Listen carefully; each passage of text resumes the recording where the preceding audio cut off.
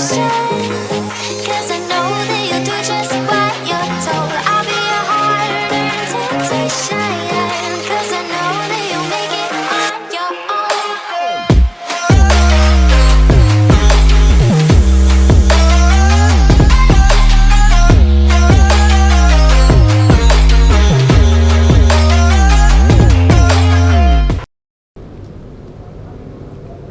Halo teman-teman semuanya, jumpa lagi dengan saya di program acara Suarata, berbagi inspirasi, kisah, dan informasi. Kali ini saya kedatangan seorang bintang tamu yang sangat jauh sekali asalnya, di sebuah kota yang sangat-sangat fashionable. Nah, kita langsung saja sambut bintang tamu kita kali ini, Kakak Ani Rahima, atau yang akrab dipanggil Kak Ani ya. Ya. Silakan Kak Ani. Iya, makasih. Harus bahasa Perancis atau bahasa Indonesia ini? Kak Ani, perkenalkan diri dulu kepada Ya. teman-teman Suarata dengan bahasa Perancis, lalu diterjemahkan ke bahasa Indonesia. Silakan Kak. Ya, merci. Je suis Annie. Avant, j'habite à Makassar. Maintenant, il y a 9 ans, j'habite en France, à Paris, et j'espère que vous allez tous bien et prenez soin de vous. Artinya, saya Ani, dulu saya tinggal di Makassar, 9 tahun terakhir tinggal di Prancis, tepatnya di Paris. Semoga kalian semuanya baik-baik dan terhindar dari virus yang saat ini lagi naik daun. Lagi naik daun. Lagi naik daun. Di seluruh dunia ya. Iya, di Tidak seluruh hanya di, dunia. Indonesia. Karena di Prancis pun juga ya cukup sama. ini ya, cukup mengganggu sekali Iya. gitu, khususnya aktivitas-aktivitas sehari-hari. Ya, apalagi di Prancis kan dengan 4 musim biasanya katanya lebih mudah penularan ini, tapi entahlah, tidak tahu juga karena kan di Indonesia pun saya lihat musimnya apa juga ya tetap lagi tinggi ya sekarang ya, jadi tetap harus inilah protokol prokes, kesehatan. ya. Iya. Untuk teman-teman Suarata, Kak Ani ini sebenarnya dulu tinggal di Makassar ya Kak Ani ya, dan pernah bekerja juga di salah satu media di Kota Makassar, mantan jurnalis juga. Ya. Nah, dan ternyata takdir membawa Kak Ani meninggalkan kita di sini. Ya, begitulah. Tetapi karena Kak Ani ini sangat mencintai kampung halaman, jadi selalu punya waktu untuk kembali ke kampung halaman. Nah, kita mulai ngobrol-ngobrolnya Kak Ani ya, santai aja dengan teman-teman Suarata. Ini kita ingin tahu dulu nih gimana aktivitas Kak Ani selama pandemi COVID-19 ini, apakah sama dengan sebelumnya atau ada sedikit perubahan? COVID ya, sejak kalau tidak salah kan tahun lalu ya, tahun lalu mulai kalau di Perancis sendiri itu Maret, saya masih ingat tanggal 17 Maret mulai lockdown total Di dalam Perancis, dalam artian betul-betul tidak bisa keluar, semuanya tutup, keluar tanpa surat. Jadi kalau kita keluar harus ada surat, misalnya mau ke dokter atau misalnya mau belanja ke supermarket bahan makanan, itu harus ada surat. Jadi di surat itu ada choice, ada pilihan, misalnya untuk dokter atau misalnya untuk mau belanja kebutuhan pokok di supermarket, atau misalnya untuk pergi bekerja, itu semua harus ada surat. Jadi tanpa bawa surat itu denda 135 euro. Wah, ya jadi sekali juga seharusnya sih seandainya itu diberlakukan di Indonesia mungkin bisa mengerem, tapi orang jadi takut keluar rumah juga. Ya, jadi dulu memang kita betul-betul tidak bisa keluar. Jadi waktu lockdown total itu di Prancis mulai tanggal 17 Maret itu sampai akhir Mei, itu sekitar 2 bulan lebih. Jadi betul-betul ya saya asli tidak keluar rumah. Tidak keluar rumah, sekolah juga tutup waktu itu. Jadi anak juga sekolah dari rumah. Jadi ya betul-betul ya aktivitasnya karena di rumah jadi semakin banyak aktivitas di dapur. Ya, jadi saya banyak mengeksplor masak-masak Makanya ini di media sosial itu. kami itu penuh dengan makanan, Iya, jadi makanan-makanan yang bikin kita juga aduh, ya, jadi makanan ngiler gitu. ya makanan khas, makanan sampai saya bikin karena saya tidak punya sagu, jadi saya bikin kapurung dari tepung tapioka. Terus bikin barokbo, jadi ya bikin makanan khas Makassar lah. Jadi kreatif ya. Jadi lebih kreatif zaman waktu Waktu lockdown. awal-awal COVID itu. Jadi ya tetap betul-betul kadang kalau misalnya suami juga belanja dari supermarket, tas belanja pun itu kita simpan saking ininya juga ya. Agak parno juga, jadi tas belanja pun itu di depan pintu, kita tidak bawa masuk ke dalam, jadi barang-barangnya itu yang dibawa ke dalam terus inilah kasih desinfektan. Jadi betul-betul inilah karena kan biar bagaimana waktu COVID di Perancis itu jumlah yang meninggal itu cukup banyak, jadi Perancis kehilangan banyak warganya gara-gara COVID dan sampai sekarang masih ada. Dulu malah sampai yang meninggal dalam satu hari itu kadang 1.000, 2.000. Waktu awal-awal ya. Iya, yang tahun lalu yang bulan ya itulah yang tahun lalu yang Maret, April, Mei. Jadi seperti itu sih. Jadi usaha dari pemerintahnya sendiri Kak Ani lihat agak cukup bagus ya. Iya, iya. Jadi karena daripada kita misalnya keluar tidak jelas dan ini ya daripada bayar denda. Jadi ya betul-betul, tapi memang betul-betul semua orang di rumah tidak keluar. Iya. Cuman mungkin hal seperti itu tidak bisa diberlakukan di Indonesia iya, karena di kan waktu lockdown total di Perancis itu jadi semua karyawan yang dirumahkan itu mereka tetap terima gaji, jadi pemerintah yang bayar gajinya. Jadi meskipun tidak bekerja di rumah saja tidak keluar, mereka tetap terima gaji. Jadi Dengan sekitar full, ya? 84%. Tapi kan ya lumayan ya tinggal di rumah, tidak ngapa-ngapain, nonton Netflix, makan, tidur, tapi setiap bulan ada ini. Jadi pemerintah yang betul-betul menggaji karyawan itu sekitar 16.900.000 karyawan itu dibayar gajinya ditanggung oleh pemerintah. Tapi ya itulah yang sulit dilakukan di Indonesia. Makanya kan di Indonesia masih tetap ada orang yang keluar untuk ini ya karena sistem itu tidak bisa dilakukan seperti yang di Eropa. Ya di Eropa kan umumnya ya khususnya di Perancis semuanya ya ini oleh pemerintah. Kalau di sini kan jumlah penduduk juga lebih padat. Ya lebih padat jadi impossible dilakukan sistem seperti itu. Ya. Kita nanti lanjut lagi ngobrol dengan Kak Ani yang masalah di Perancis. Ya. Kita pengen tahu dulu ini Kak Ani waktu di Makassar bagaimana sih keseharian Kak Ani? Sebelum pindah. Sebelum pindah, terus Kak Ani juga bekerja di mana? Ya. Bisa diceritakan ke teman-teman. Jadi dulu waktu di Makassar, sebelumnya kan kerja di media juga. Boleh disebut ini media? Silahkan. Jadi dulu bebas. Media kerja di media tepatnya di Tribun Timur. Awalnya itu di redaksi. Jadi ya itulah kebetulan waktu itu di desk hiburan. Jadi lebih sering ketemu artis-artis lebih sering liputan itulah yang entertain.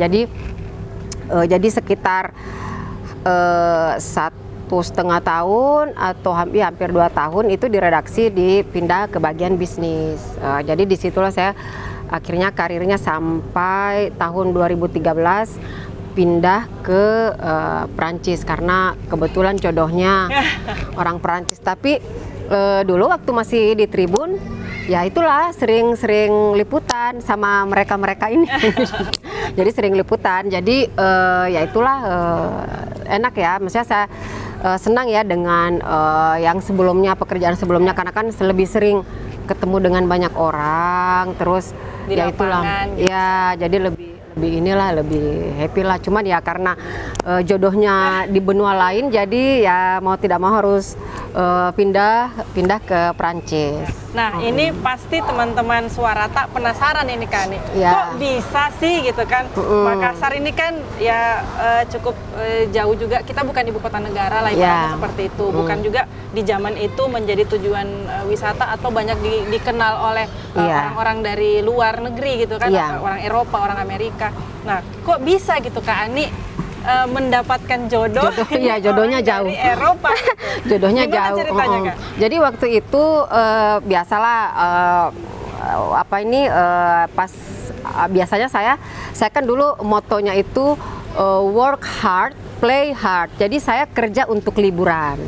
Jadi betul-betul kerja itu ya untuk pergi senang-senang liburan. Nah, suatu waktu pas mau ini bulan Desember waktu mau itulah saya minta cuti dari kantor terus ke liburan lah ke Bangkok, ke Thailand, ke Vietnam ya kan. Nah pas itulah ketemu suaminya itu pas liburan. Iya pas ketemu pas di Vietnam di Saigon kan. Saigon dulu apa ya nama ininya ya. Itulah di ketemu kenal terus. 1 bulan kenal mau langsung ke Makassar waktu itu. Jadi malah saya sarankan kalau di Indonesia ke Bali saja karena saya bingung di Makassar apa ya yang saya mau jual. Paling Toraja. Yang lainnya paling atau ke Bira mungkin ya, ke Bulukumba di Bira. Cuman dia memang bilangnya ya saya mau ke Makassar untuk ketemu keluarga. Cie. Mau ketemu keluarga terus ya itulah saya bukan mau jadi turis, mau serius. Ya udah akhirnya 1 bulan kenal ya datang ke Makassar. Terus balik lagi ke Paris 3 bulan kemudian dia datang lagi untuk jadi mualaf tuh jadi mengikuti keyakinan yang Kak Ani ya jadi karena memang dia senang dengan Masjid Al-Markas, jadi dia pilihnya mau mualafnya di Al-Markas. Iya, begitu terus. Ya begitulah sih ya. Setelah itu saya yang ke sana dan akhirnya dia kesini lagi untuk prewedding. Pas datang ya udah menikah. Gitu. Dan Kak Ani ini menikahnya di hotel tempat kita syuting ini, Hotel Claro. Dulu namanya Hotel Clarion. Clarion dulu. Sekarang namanya Hotel Claro. Jadi tepatnya di Sandek. Jadi tempat ini tuh sangat familiar berkesan sekali sama Kak Ani. Makanya kita juga tag gambarnya di sini Kak Ani. Iya, karena memang waktu itu saya ngusulkan ya bagaimana kalau di Clarion, di poolnya. Ya, jadi makanya soalnya ya memang dulu saya zaman masih di Tribun seringlah kesini mau itu nginap, mau dulu ke Spanya, dulu masih ada apa sih yang spa yang Mustika bukan Sari Ayu ya. Ya Marta Tilar ya. Kalau capek-capek ke Marta Tilar lagi atau nginap gitu. Terus ya itulah karena kebetulan sering ini ya sama Pak Anggiat, Pak Willy. Jadi mereka juga orangnya ini, jadi makanya dulu saya sering ke sini. Makanya merit pun di sini. Memilih Hotel Claro. Nah, setelah itu Kak Ani, setelah menikah, apakah langsung berangkat ke Paris atau sempat stay di Makassar atau bagaimana? 6 bulan. 6 bulan setelah menikah itu pindah ke Prancis. Jadi kan urus surat-surat dulu, urus surat nikah Prancis kan ada juga buku nikah Prancis ya. Jadi itu urus surat-suratnya semua. Begitu selesai baru 6 bulan kemudian baru pindah. Tapi suami sudah duluan ke sana? Iya, ya dia sudah duluan ke sana terus pas sudah mau pindah ke Prancis dia datang menjemput. Kayaknya. Iya dong, harus begitu. Iya dong. Kalau tidak kan dipecat nanti. Kak Ani sebelum kita lanjut kita coba dulu ini ada minuman dari Hotel Claro.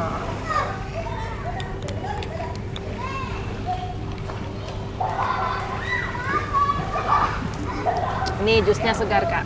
Iya. Ya, buah asli. Saya mumpung lagi mudik, makanya langsung pesan jus buah naga. Kenapa itu Kak? Kabarnya di sana agak kurang ya? Iya kurang. Di kesempatan pulang kampung apa yang tidak ada di sana banyak-banyak deh. Tapi Kak Ani ini badannya gini-gini aja Kak. Oh iya, pola hidup sehat. Ini kita mau tahu lagi nih cerita dari Kak Ani. Pada saat sudah tiba di Perancis ya, sudah stay di sana, Ya. itu bagaimana proses adaptasinya Kak? Apalagi kan ini Kak Ani ke sana pastinya apa ya? Bukan hanya harus menyesuaikan diri dengan lingkungan, tapi juga kan dengan keluarga Iya. dari suami gitu. Iya, iya. Gimana itu Kak? Kalau ini sih sebenarnya sih kalau saya sendiri ya tidak terlalu susah untuk menyesuaikan diri ya kan, karena kan saya selalu berprinsip bukan lingkungan yang harus menyesuaikan dengan kita, tetapi kita yang harus menyesuaikan dengan lingkungan dimanapun kita berada ya. Jadi kalau untuk penyesuaian sih sebenarnya ini dari kebetulan juga suami kan juga dia anak tunggal, keluarga kecil juga istilahnya, jadi tidak terlalu Sulit. susah. Terus dengan orang Perancisnya sendiri, orang Perancis pada umumnya ya, memang sih masih ada juga yang rasis-rasis sedikit ya kalau orang Perancis. Tapi banyak juga dari mereka yang betul-betul baik, tulus berteman gitu. Dan alhamdulillah saya teman-teman yang orang Perancis mereka semuanya baik-baik. Malah setiap misalnya waktu tempo hari ada, kalau nggak salah ada yang bom ya, ada bom atau misalnya ada bom di Makassar waktu itu ya terus ada atau misalnya ada bencana. Jadi teman-teman saya yang orang Perancis itu langsung kirim SMS atau langsung tanya saya bagaimana, semoga keluarga kamu di sana baik-baik. Jadi ya itulah, maksudnya alhamdulillah teman-teman yang orang Perancis pun baik-baik. Kalau untuk teman-teman orang Indonesia juga kebetulan di sana juga khususnya di daerah Paris itu banyak orang Indonesia. Jadi memang kita ada itulah kadang kalau sebelum-sebelumnya kadang bikin pengajian, seringlah kumpul-kumpul dengan sesama teman Makassar pun dari juga. KBRI juga ya orang-orang. Iya, biasanya KBRI. kita ya, jadi kan KBRI biasanya rutin melakukan kegiatan ya, membuat kegiatan, dan disitulah biasanya kita berkumpul misalnya pas Idul Fitri, Idul Adha atau acara 17 Dan Agustus. Kak Ani rajin Iya. menghadiri kegiatan Sering datang, iya sering datang. Iya, jadi disitulah kita kumpul dari mana-mana biasanya ya. Diaspora ya, karena biasanya memang teman-teman yang dari luar kota pun, dari luar Paris pun datang untuk menghadiri acara 17 Agustus. Cuman kan ya karena pandemi, jadi sejak tahun 2020 itu tahun lalu sampai tahun ini itu tidak ada kegiatan ya. Tidak ada sholat Idul Fitri, tidak ada acara 17 Agustus pun tidak ada. Tapi alhamdulillah untuk hubungan sosial ya baik. Saya pikir kalau untuk hubungan sosial Kak Ani nggak ada masalah ya. Ya, alhamdulillah. Saya sejak kenal Kak Ani juga nih Kak, saya nggak pernah lihat Kak Ani marah, nggak pernah lihat Kak Ani Ya. itu selalu ya baik, happy Ya, gitu. Kadang saya dulu waktu masih kerja juga di salah satu perusahaan ya di Kota Makassar, kalau minta tolong ke Kak Ani tuh tidak ada yang tidak Iya. bisa Kak. Ya, selalu harus bisa. Selalu harus bisa. Untuk memuaskan klien. Nah, itu apalagi kan kalau kita kerja di media ya, memang ya bagaimana caranya harus bagaimana klien kita itu istilahnya customer ya, itu puas. Ya, nah, bagaimana Kak Ani kesehariannya di sana, aktivitasnya Kak Ani sehari-hari? Karena kan saya lihat Kak Ani tuh biasa masak gitu kan, terus Ya. bikin baju sendiri gitu, fashion Ya. sendiri. Apa tidak ada rencana misalnya mau buka butik atau bisnis kuliner, gimana itu Kak? Iya, jadi sebelumnya aktivitas saya sebelum yang sekarang itu dulu sempat kerja, cuman setelah sempat ada operasi kaki karena keseringan pakai high heels, jadi berhenti. Nah, kalau masak sih sebenarnya saya dari kecil memang sudah diajar memasak gitu loh. Jadi cuman karena waktu zaman kerja itu tidak ada waktu untuk ini, pas pindah ke Perancis karena kangen mau makan makanan Indonesia, makanya mau tidak mau saya harus memasak sendiri untuk memuaskan keinginan saya untuk makan makanan Indonesia, ataupun pada saat saya mengundang teman-teman di rumah untuk mencicipi makanan-makanan masakan saya, khususnya masakan Indonesia. Masakan Makassar. Kalau untuk membuat baju sendiri itu dia sebenarnya berawal dari lockdown yang kedua. Jadi di Perancis itu waktu itu lockdown yang kedua bulan Oktober tahun lalu. Karena tingkat kasus positif itu sampai di atas 50.000, sampai malah pernah mencapai 60.000. Jadi lockdown lagi kan. Nah, akhirnya suami saya itu diam-diam membeli mesin jahit buat saya, katanya biar saya tidak bosan di rumah selama lockdown. Nah, sementara saya kan seumur hidup saya tidak pernah menggunakan mesin jahit. Tidak tahu bagaimana caranya pakai mesin jahit, sementara yang mesin jahit yang dia beli itu yang canggih, dan saya bingung, aduh ini bagaimana cara masukin benangnya, sampai saya harus lihat YouTube pun, sampai harus video call sama teman yang di Amerika untuk tanya. Kebetulan ada teman juga yang di Amerika kan yang menjahit juga, saya tanya dan tetap masih bingung juga. Masih bingung. Jadi di tengah keputusasaan saya berusaha untuk tenang, terus lihat cara ini. Akhirnya saya berhasil pasang benang, mulai menjahit. Jahitan pertama saya itu masker. Bikin masker, coba bikin masker, oh ternyata bisa. Terus akhirnya mulai bikin rok yang simple. Terus lama-lama karena saya merasa kayaknya bagus juga ya kalau bagus juga ya, misalnya menjahit bisa bikin poin positifnya itu minimal saya bisa membuat baju sesuai dengan model yang saya inginkan. Makanya sejak itu saya berusaha untuk mendesain sendiri baju-baju yang saya mau pakai, dan itu juga otodidak. Kebetulan saya memang sering berlangganan majalah-majalah fashion, karena kan di Paris itu kan perputaran mode itu cepat sekali. Jadi misalnya sekarang lagi musim di sana sekarang summer, tapi koleksi-koleksi untuk musim dingin dan musim semi tahun depan itu sudah ada. Saking cepatnya perputaran mode. Jadi saya sering langganan lihat-lihat fashion model-model terbaru, dan saya berusaha juga untuk mendesain sendiri gitu loh. Jadi melihat model-model terus saya berusaha untuk explore sendiri model-model sesuai dengan selera. Soalnya kan saya sukanya suka baju-baju yang unik gitu loh, yang unik pakai jadi memang yang saya bikin itu banyak juga menggunakan handmade, jadi jahit pakai tangan juga ya. Jadi misalnya saya bikin yang harus kayak semacam seperti ini atau kayak begini kan, saya ini sendiri kan harus jahit tangan karena kalau mesin agak ini. Jadi ya akhirnya keterusan, dan banyak juga teman-teman yang begitu lihat postingan saya minta dijahitkan juga. Sementara kan saya kan hanya karena hobi mendesain sendiri, akhirnya banyak yang mau minta dijahitkan juga. Dia kan kalau misalnya dia kayak saya saja lihat masakan Kak Ani itu rasanya langsung pengen pengen seandainya di Makassar mungkin saya sudah datang ke rumahnya Kak Ani gitu. Cuma kan jauh banget gitu ya. Jadi kalau misalnya ini ada teman tiba-tiba Mbak Ani atau Bu Ani, ini saya bisa dibuatkan tidak gitu untuk acara misalnya, atau ya seperti tadi untuk fashion mereka karena tertarik unik kita dibuatkan juga. Itu ada sih banyak sih di teman-teman di sana di Paris, ada sih banyak yang malah teman yang orang Perancis pun jadi kebetulan ada teman orang Perancis yang sering saya undang setiap kali saya bikin masak. Kadang dia pengen, saya mau dibuatkan ini bisa nggak gitu. Cuman kan saya orangnya ya kita tidak jualan, istilahnya jualan makanan ini, tapi ya gimana ya. Jadi kadang saya kalau misalnya ada teman yang ini ya minta tolong, ya udahlah saya buatkan gitu. Baju pun begitu. Jadi malah ada teman yang udah beberapa yang menunggu setelah saya nanti balik ke Perancis baru dia mau dibuatkan baju juga. Jadi sudah ini ya sudah ada yang antri lah istilahnya. Iya.